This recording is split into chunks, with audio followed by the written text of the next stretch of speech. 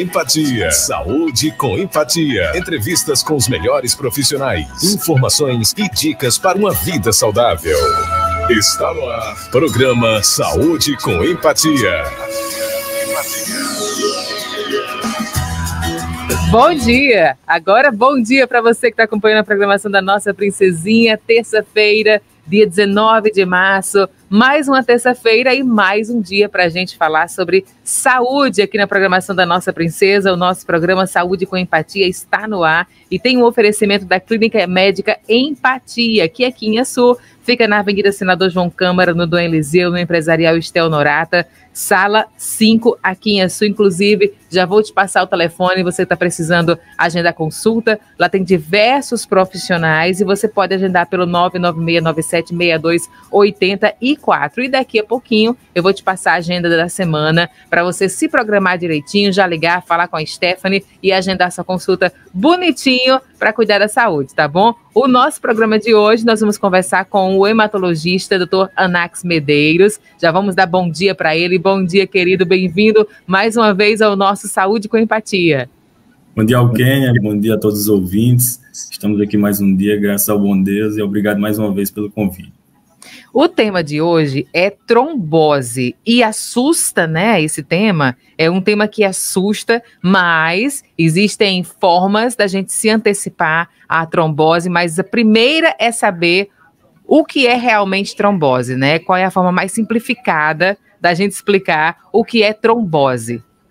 Exato, Alquênia. A gente ouve muito na cultura popular essa palavra trombose. Só que é um termo genérico para a designação da formação de um trombo. Então, trombose pode ser a manifestação de diversas doenças, né? Então, a gente ouve muito trombose referido principalmente ao AVC. Ah, fulaninho teve uma trombose, porque teve um AVC.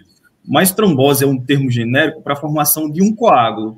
Nosso corpo ele é abastecido através de pequenos ductos que são os vasos sanguíneos, né? Artérias e veias. E aí, em algum momento e por algum motivo, essas veias e artérias podem ser entupidas pela formação de um coágulo. Isso é a designação de trombose. O resultado disso vai depender muito do sítio em que houve a obstrução. Então, se foi na cabeça, o paciente terá um AVC. Se foi no coração, o paciente terá um infarto. Se foi no pulmão, o paciente terá uma embolia pulmonar. Se foi na perna, uma trombose venosa profunda. Então, trombose são manifestações diversas desse distúrbio de coagulação. E, só pelo contexto geral, a gente já imagina para quem esse médico pode chegar. Obviamente, o contexto de coagulação a gente discute na hematologia e é tema de propriedade do hematologista, mas a trombose pode chegar para diversos especialistas.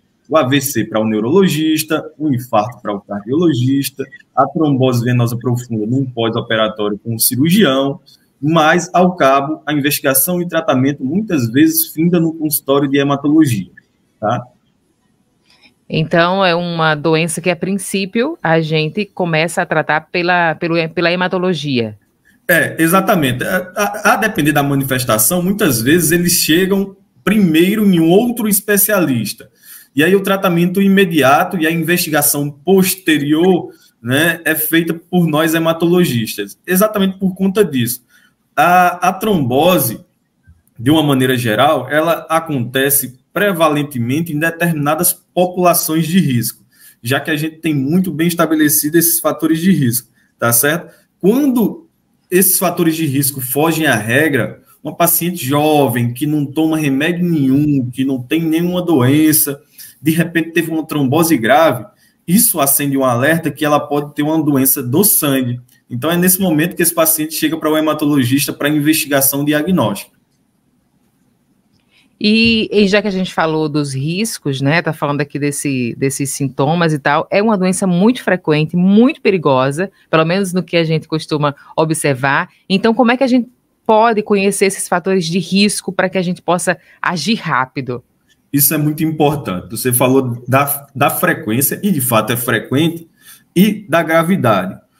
A depender do sítio da trombose, a trombose pode ter risco iminente de vida. Então, eu falei os três principais. Na cabeça, então, trombosar vasos da cabeça, né, tendo um AVC, é uma trombose grave, com risco de vida, trombosar o pulmão, trombose grave, com risco de vida, e o coração tendo um infarto grave, com risco de vida. Outras tromboses têm um menor risco de vida. Então, por exemplo, aquela trombose venosa profunda, onde uma gestante no pós-operatório, né, de cesárea ficou muito tempo parada, começou a inchar demais uma perna.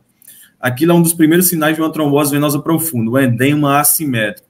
Essa trombose não tem um risco imediato de vida, mas tem que ser reconhecida porque aquele trombo pode se soltar da perna e migrar para o pulmão, gerando uma embolia pulmonar. Essa sim é gravíssima. E aí, aqui eu já introduzi alguns dos fatores de risco. Então, gestação, pelos diversos mecanismos de mudança hormonal da mulher, é um fator de risco para trombose. Pós-operatório, justamente porque você fica mais restrito, sente dor, tem medo de se mexer, fica mais restrito ao leito. Então, o sistema sanguíneo fica parado, o fluxo sanguíneo, porque você fica muito tempo parado, né? E é exatamente por isso que hoje os pós-operatórios imediatos preconizam a deambulação precoce. Às vezes, ali no primeiro dia, você operou, o médico, o fisioterapeuta já está orientando a você começar a andar pelos corredores dos hospitais para não ter uma trombose, né? Uma coisa muito frequente de fator de risco e muito discutida, hormônios. Anticoncepcionais hormonais em mulheres, né, tem uma frequência aumentada de risco de trombose, principalmente associada aos fatores de risco. Então, por isso que o uso de anticoncepcional hormonal não deve ser indiscriminado. Antes da gente iniciar a utilização de um anticoncepcional, a gente vai procurar fatores de risco nessa mulher para tentar identificar se essa mulher tem um risco aumentado ou não de ter uma trombose. Porque senão ela começa o anticoncepcional e tem um AVC, tem um infarto e tem uma embolia. Isso não é uma minoria dos casos. O anticoncepcional ainda é um excelente remédio, não só para prevenção de gravidez indesejada, mas também para diversas doenças. Então não podemos criminalizá-lo. Ainda nesse cenário de hormônio, os diversos hormônios também estão associados à trombose. Então, a gente tem uma crescente demanda e uso indiscriminado, por exemplo, de hormônios esteroides anabolizantes, pela prática de academia e tudo mais. Testosterona e todos os hormônios anabolizantes estão associados ao aumento do risco de trombose, tá certo? Outra coisa que é bastante comum, viagens longas e prolongadas de avião. Então, o cara vai viajar daqui para os Estados Unidos, vai passar 12 horas no avião. A recomendação é que ele se levante ali a cada 30, 60 minutos e dê uma pequena caminhada, porque nas nossas pernas, os fluidos, né, o sangue vai começar a circular com menor velocidade, predispondo a uma trombose. Então, isso é frequente, né? Um paciente que viajou, uma viagem muito longa de avião, não se mexeu, teve uma trombose, né? E aí, diversos cenários, medicações, né, trauma. Então, eu tive recentemente uma jovem que teve uma embolia pulmonar. Ela caiu, bateu com um tórax, e aí, devido ao trauma mecânico, né, isso lesa os vasos e aumenta o risco dela ter trombose. Esses são os fatores de risco adquiridos, que a gente, no decorrer da vida, vai adquirindo. Uma coisa importante também que eu esqueci de falar: tabagismo. Gente que fuma tem maior risco de trombose. Obesidade, doenças comórbidas, né? Então, esses problemas de saúde que a gente vai adquirindo no decorrer da vida aumentam o risco de termos trombose. Adquiridos, isso eu posso mudar. O paciente começa a ter um hábito de vida mais saudável, para de fumar, começa a se movimentar, praticar atividade física, mas eu tenho fatores de risco imutáveis, que é quando eu nasço com uma predisposição de ter trombose. Independente do que eu deixe de fazer ou faça, esse paciente pode vir a ter trombose e diversas tromboses. Essas doenças são chamadas trombofilias, e é por isso que muitas vezes o paciente com uma trombose atípica, como aquele cenário que eu acabei de falar, de uma jovem que não fez nenhuma cirurgia, que não ficou muito tempo parada, não está usando anticoncepcional hormonal, de repente abriu um quadro de embolia pulmonar, isso é esquisito. Possa ser que ela tenha uma trombofilia. Então, ela bate a porta do consultório do hematologista para investigarmos a causa.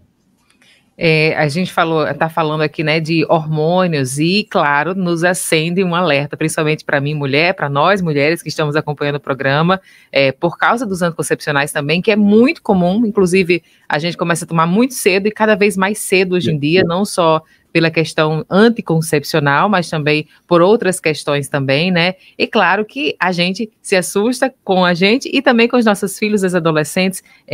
Existe algum fator de risco, por exemplo, familiar, que faz com que você, antes de tomar esse anticoncepcional, não, mesmo que o médico diga, vamos tomar anticoncepcional para policístico, por exemplo, que é muito comum hoje em dia. Não, mas antes, como a minha família, meu avô teve AVC, minha avó, minha tia, eu preciso ter esse cuidado e ficar atenta à questão familiar nesse processo, e além, não só as meninas, né, mas hoje em dia também tem as pessoas trans que também tomam hormônios e também aumentam o risco de trombose nessa questão? Com certeza, excelente pergunta. É exatamente por isso que a gente faz essa triagem, né? Por quê? Porque a gente identifica os fatores de risco pessoais do paciente. É um paciente que fuma, é um paciente que bebe, tem sobrepeso, tem diabetes, mas familiares também, justamente por essa questão das trombofilias, porque as trombofilias, na maioria das vezes, são herdadas, são passadas de pai e de mãe para filho. Então, a investigação familiar é essencial com o paciente com trombose. Então, a gente sempre pergunta, parentes em primeiro e segundo grau já tiveram episódios trombóticos? E aí a gente começa a identificar esses fatores de risco. Ah, minha mãe teve, né? Meu tio teve, meu irmão teve, opa, tem alguma coisa de errado no sangue dessa família aí. Esse paciente talvez não seja tão interessante utilizar anticoncepcionais hormonais, até porque hoje em dia temos opções terapêuticas não hormonais, né? E é exatamente por isso também que a gente tenta identificar outras coisas. Então, é um paciente que tem enxaqueca com aura, que a gente chama, né? Então, enxaqueca em pacientes mulheres aumenta o risco de ter trombose. Então, em teoria, pacientes que têm enxaqueca com aura, mulheres, não podem usar anticoncepcional hormonal, porque podem ter AVC, né? Já são fatores de risco ali associados. Eu.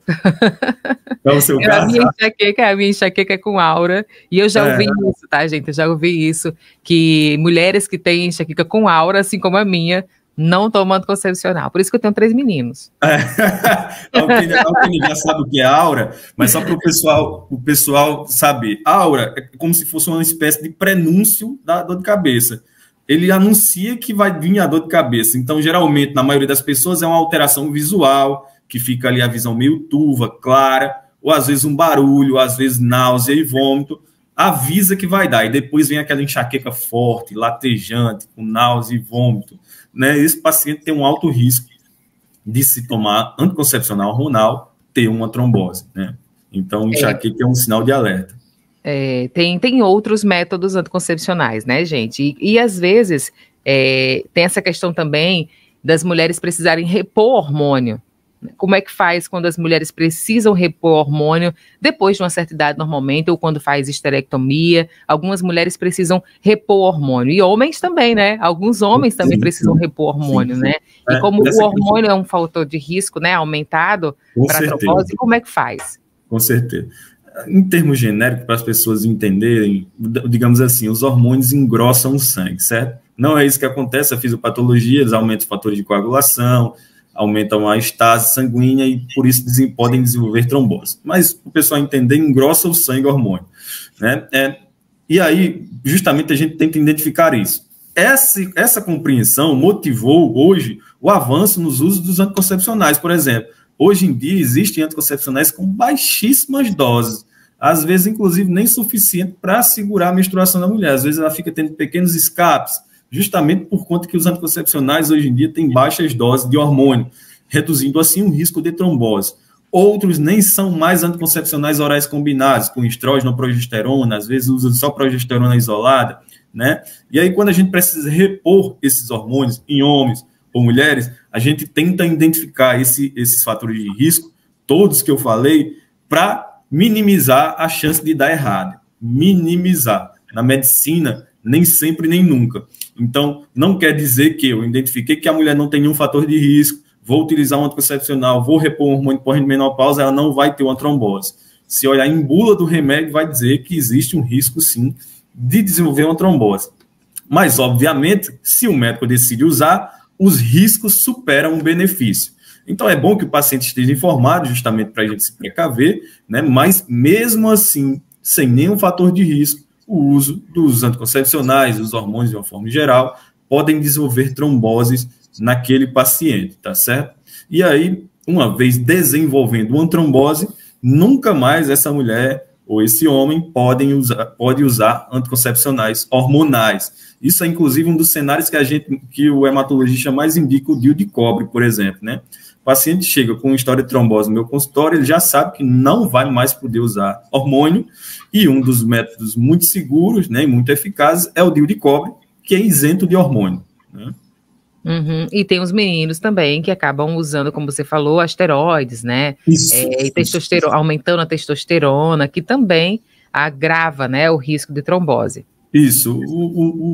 De uma maneira geral, o uso de esteroides anabolizantes, eles são prejudiciais por diversos motivos. Desregula o eixo hipófise, hipotálamo e testículo, né? E para compensar isso depois dá trabalho, muitas vezes as pessoas nem recuperam isso, né? Além do aumento do risco cardiovascular. Justamente por essa ascensão, né? Por essa popularização, é altíssimo o índice de incidência de usuários ocasionais de esteroides que fazem academia no Brasil, altíssimo, é surpreendente os dados. E exatamente por essa popularização tem surgido inúmeros casos de trombose em homens, né? Então, jovens aí infartando, né? Ficam culpando outras coisas aí, demonizando, vacina isso, vacina aquilo, aí você vai se aprofundar num caso, é um jovem que praticava academia, que usava regularmente hormônios esteroides anabolizantes, né? Então, justamente esse cuidado aí de não se envolver com esse tipo de coisa sem indicação médica é que previne uma complicação grave, como um infarto agudo no miocárdio num jovem de 20, 30 anos, o que é catastrófico, né? Doutor Nax, e com relação à alimentação?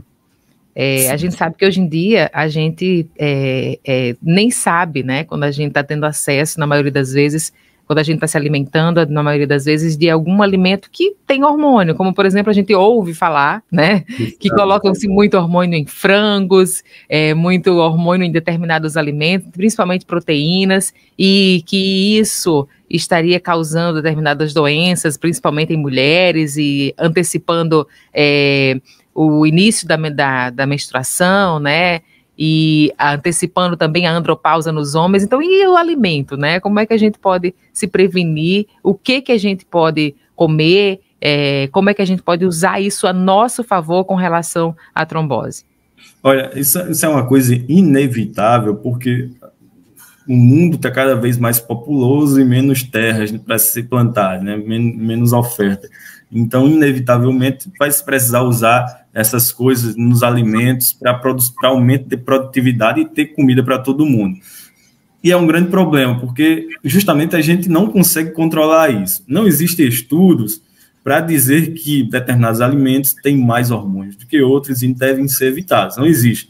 De uma forma geral, quando o assunto é trombose, a orientação é alimentos de maneira saudável. Por quê? Porque todos aqueles fatores de risco, né, que eu falei de hipertensão, diabetes, obesidade, tudo isso é gerado por um estilo de vida não saudável, por uma alimentação ruim, por ausência de prática de atividade física. Então, alimentos de maneira saudável para evitar, entre outras coisas, trombose, infarto, AVC, né, que é o que mais a gente ouve falar. Né? Comidas com baixo teor de gordura, com pouca caloria, né, se hidratar bastante, né, menos industrializados e embutidos.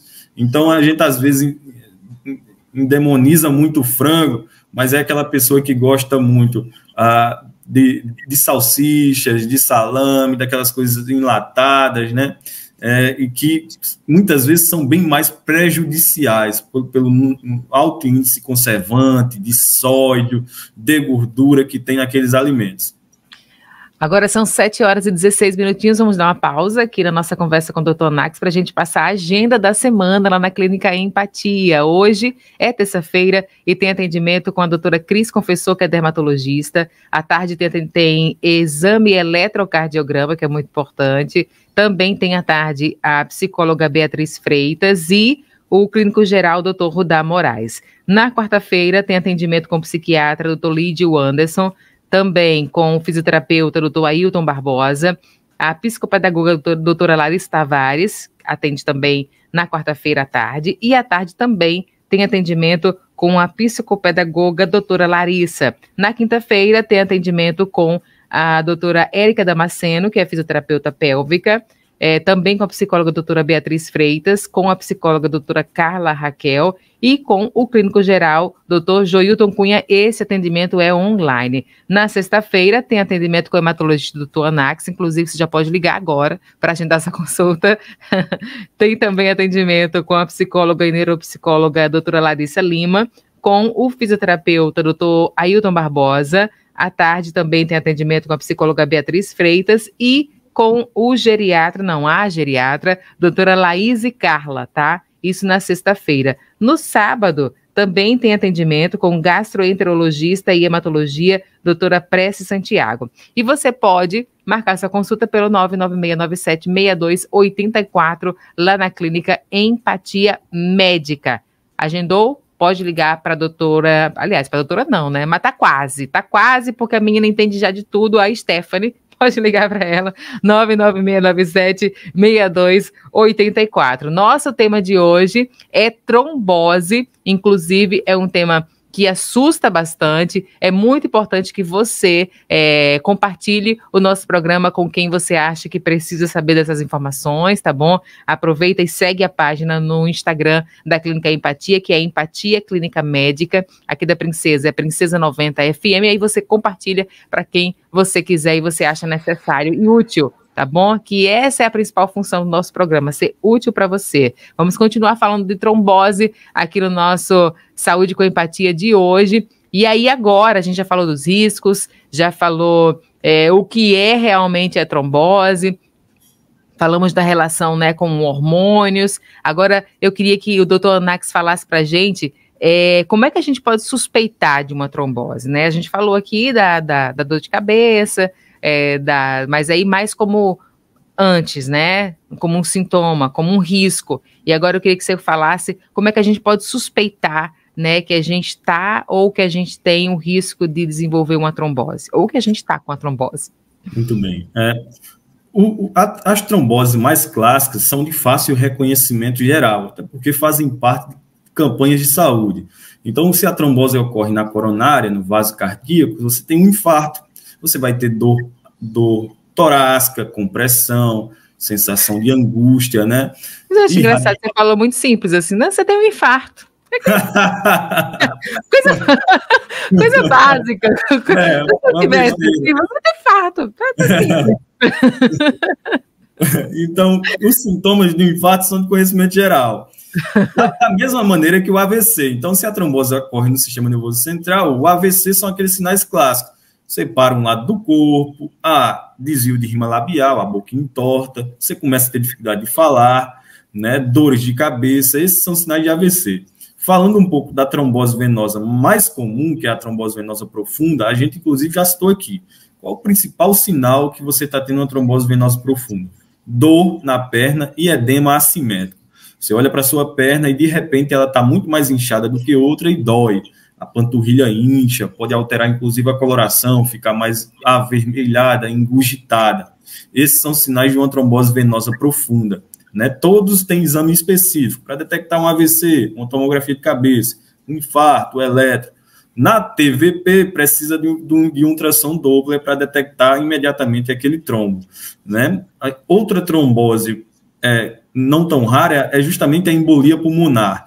A embolia pulmonar, às vezes, é difícil o diagnóstico, porque o paciente está só com um desconfortozinho ali no tórax, acha que é gás, às vezes tem uma dor torácica, né? Mas aí, quando ela começa a avançar e se tornar mais grave, surge falta de ar, taquicardia, sensação de coração acelerado, né? E aí justamente nesse cenário de pacientes com fatores de risco é que leva a pensar numa embolia pulmonar, tá certo?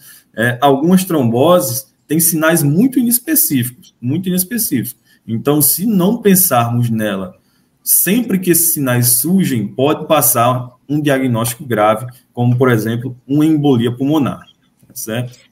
Agora são 7h22, a gente está quase no finalzinho do nosso programa, mas eu queria que a gente falasse rapidinho sobre tratamento, que é o principal que a galera quer saber, né? Tem tratamento, a gente conseguiu falar sobre os riscos, sobre, né, os sintomas, mas aí tem que falar também do tratamento, né? Tem tratamento, além da cirurgia, porque a cirurgia a gente sabe que tem, mas aí já é mais para frente, né? Mas além da cirurgia, tem tratamento? Isso. Quando a trombose ocorre em leitos venosos, como a trombose venosa profunda e a embolia pulmonar, geralmente é utilizado o anticoagulante. Ali, inicialmente, é heparina, então no hospital o paciente fica tomando as injeçõezinhas, depois vai para casa tomando o anticoagulante oral em comprimido, né? Quando ocorre em leitos arteriais, então no infarto e AVC, às vezes a gente precisa dissolver esse trombo o mais rápido possível, então usa os trombolíticos, né? E aí, falando justamente nisso, né, eu recordei de uma coisa que a gente acabou esquecendo. No paciente de risco, tem uma coisa também que identifica um paciente com fatores de risco para trombose e trombofilia, que são perdas gestacionais. Frequentemente chega pacientes, mulheres, com 3, 4 perdas gestacionais, aborto de repetição para investigação de trombofilia. Então, melhor do que tratar é prevenir. Quando a gente identifica esses fatores de risco, a gente já começa a pesquisar se as pacientes têm um aumento do risco para começar a anticoagular, por exemplo, depois de uma pequena trombose, para que ela não tenha uma grande trombose, né, que traga risco de vida para ela, né, risco iminente de vida. O tempo do anticoagulante vai variar de paciente para paciente. Geralmente, após uma trombose, 3 a 6 meses, tomando remedinho, o trombo se dissolve e o paciente fica bem.